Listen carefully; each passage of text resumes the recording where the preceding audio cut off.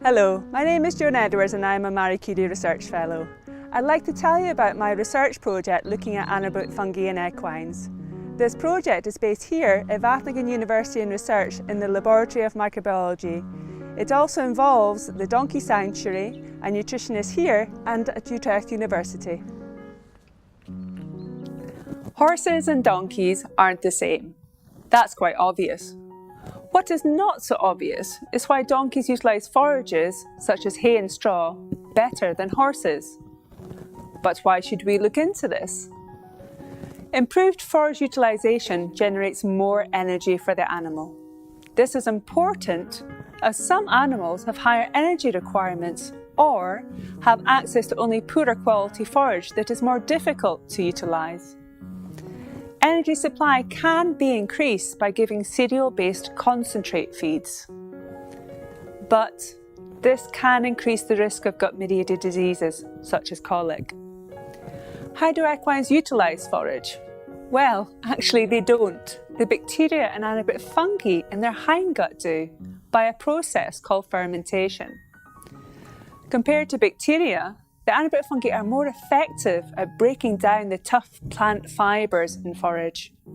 This is due to their invasive growth and highly efficient plant-degrading enzymes.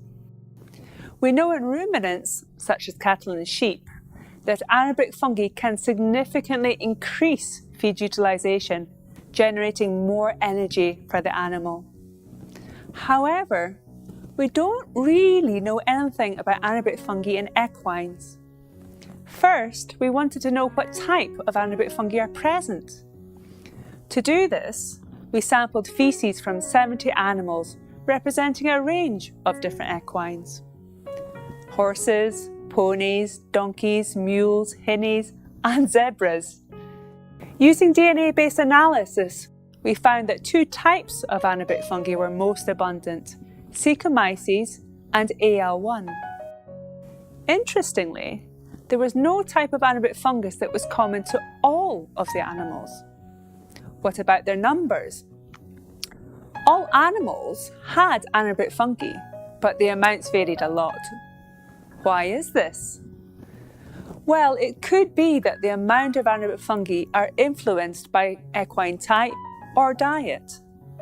To look into this, we first analysed the anaerobic fungi in different equine types that had been fed the same forage diet.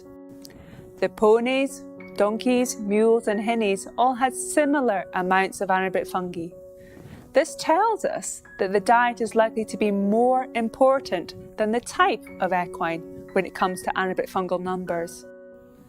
Interestingly though, the donkeys had more different types of anaerobic fungi compared to the other equines. More different types means that donkeys have a wider range of tools to utilise forage.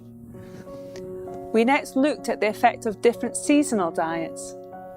This was done by measuring the amount of anaerobic fungi in the faeces of donkeys during the summer and winter over a period of 2 years. The amount of anaerobic fungi was always similar in the winters, but differed during the summers. This surprised us, and we're still looking into the reason behind this. Finally, we looked at the activity of anaerobic fungi in different places along the hindgut where forage degradation occurs. This was done in the lab using an in vitro method which represents the horse hindgut. We found that the anaerobic fungi were active all along the hindgut and produced significant amounts of energy in the form of the fermentation product acetate. In summary, anaerobic fungi are normally present in the equine hindgut. There is no type of anaerobic fungus that is common to all equines. Anaerobic fungal numbers are influenced by diet more than equine type. Anaerobic fungi are active all the way along the hindgut. What next? Well, more work is now needed to find out how to increase anaerobic fungal activity in the equine hindgut. This would allow forage utilisation to be improved in the animal as required. How could this be practically done? One option could be the use of a feeding strategy that increases the populations of anaerobic fungi that are naturally present within the animal. Another option is to use a probiotic approach, where animals are directly supplemented with anaerobic fungi. However, the safety and commercial feasibility of this approach needs further investigation. Thank you for watching.